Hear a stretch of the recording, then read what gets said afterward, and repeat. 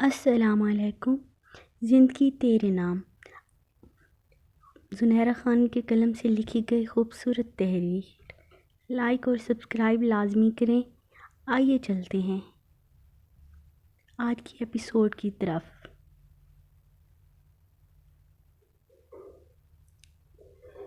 صبح کی سنہری کرنیں ہر طرف پھیلی ہوئی تھیں۔ ایک مصروف دن کا آغاز ہو چکا تھا۔ ناشتے کی چھوٹی سی میز پر لوازمات سے سجی ہوئی تھی جہاں 3 لوگ ناشتہ کر رہے تھے، زارا، ہیرا اور وردان۔ جلدی جلدی کیوں کھا رہے ہو؟ سکون سے کھاؤ وردان۔ ہیرا کو الجھن ہوئی تھی۔ ہیرا آپی، مجھے کالج سے دیر ہو رہی ہے اور رافع بھائی بھی آنے والے ہوں گے تو اس لیے جلدی جلدی ناشتہ کر رہا ہوں، وہ بولا تھا۔ تبھی رافع سیڑھیوں سے آتا دکھائی دیا تھا۔ رافع بھائی آ گئے۔ السلام علیکم۔ رافع نے سلام کیا تھا۔ وعلیکم السلام۔ شمسہ بیگم کچن سے ہاتھ پہنچتی آئی تھی۔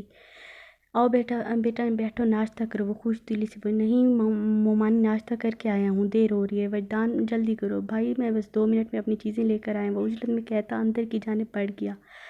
رافع نے ایک نظر زارا پر ڈالی جو سستی سے ناشتہ کر رہی تھی۔ کیسی ہو زارا؟ وہ براہ راست زارا سے مخاطب ہوا تھا۔ زارا نے سر اٹھا کر رافع کو دیکھا تھا۔ میں ٹھیک ہوں۔ وہ چند پل خاموشی سے اسے دیکھ گئی، پھر سر جھٹک گئی۔ آج تمہارا انٹرویو ہے؟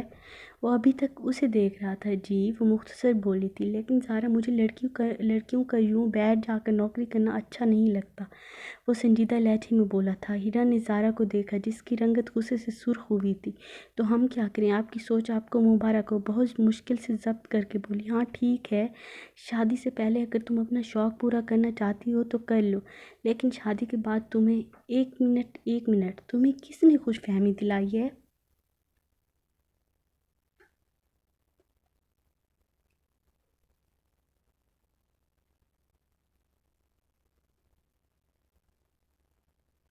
ایک منٹ، تمہیں کس نے خوش فہمی دلائی ہے میں تم سے شادی کروں گی؟ ہاں، وہ ٹیبل سے کھڑی ہو کر چیخی تھی۔ زارا، یہ تم کس لہجے میں رافع سے بات کر رہی ہو؟ غضب خدا کا، تمہیں پڑھایا لکھایا، تم یہ صلہ دے رہی ہو اور یہ خوش فہمی میں نے دلائی ہے؟ تمہاری پھپھو کو میں زبان دے چکی ہوں، معصومہ کی شادی کے بعد تمہاری اور رافع کی منگنی ہے، تم ذہنی طور پر تیار رہو، شمسہ بیگم غصے سے بولی تھی۔ رافع بھائی چلیں، وردان نے کہا تھا۔ رافع نے ایک نظر سکتے میں بیٹھی زارا پر ڈالی تھی اور خاموشی سے بہر بڑھ گیا۔ ہاں اماں، میں بتا رہی ہوں، میں رافع سے شادی نہیں کروں گی، کبھی نہیں۔ اس نے نفی میں سر ہلایا تھا اور غصے سے اٹھ کر اندر کی طرف بڑھ گئی۔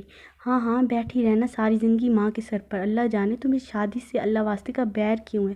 کوئی شہزادہ آئے گا نا تمہیں بہانے، وہ پیچھے طنز کرتی بولی تھی اور سر پکڑ کر آ کر میز پر بیٹھی تھی۔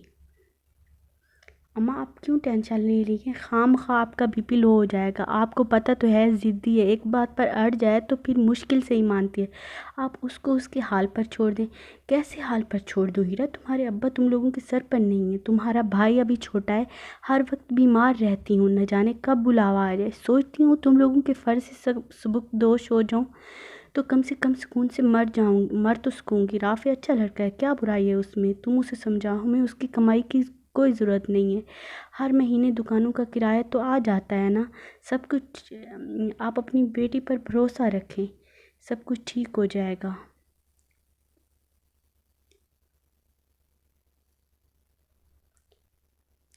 آخر میں وہ جھنجھلا گیا۔ اماں پریشان نہ ہوں، میں سمجھاؤں گی اسے، تھوڑی دیر میں وہ انٹرویو کے لیے جائے گی، آپ اسے ایسی ویسی کوئی بات نہ کیجیے گا، پتہ ہے بتا رہی تھی اگر نوکری لگ گئی تو پورے 1 لاکھ تنخواہ ملے گی۔ اماں آپ خود سوچیں، دکانوں کے کرائے سے وردان کی فیس ادا نہیں کر سکتے، پچھلے سیمسٹر کی فیس پر آپ کو اپنے کڑے بیچنے پڑے تھے۔ اماں کے چہرے پر سوچ کی گہری پرچھائیاں تھیں۔ اچھا چلیں ناشتہ تو کر لیں، وہ ترماس سے چائے کپ میں ڈال کر بولی تھی۔ شمسہ بیگم نے گہری سانس لی اور ناشتے کی جانب متوجہ ہوئی۔ صبح آہستہ آہستہ اپنی تازگی کھو رہی تھی۔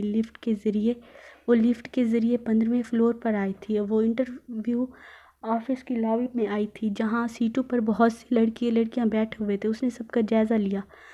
ماڈرن لڑکیاں، شارٹ ڈریسز، بال سٹریٹ کیے ہوئے اور میک اپ کے نام پر پورا ٹرک کنڈیل کر آئی تھی۔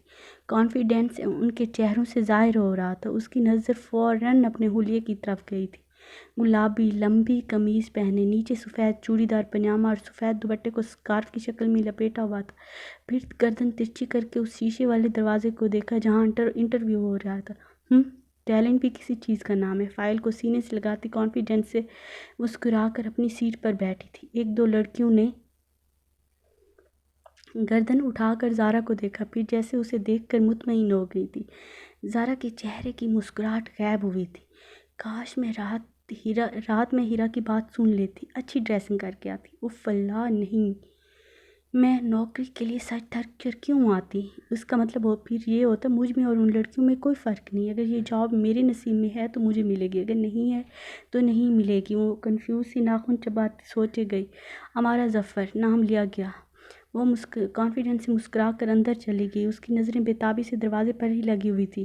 کوئی 5 منٹ کے انتظار کے بعد دروازہ کھلا تھا۔ اس لڑکی کا یزمدہ سا چہرہ نظر آیا تھا۔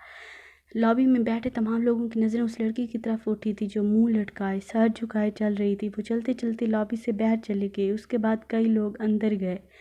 کچھ کے چہرے کھلے ہوئے تھے اور کچھ کے چہروں پر 12 بجے ہوئے تھے۔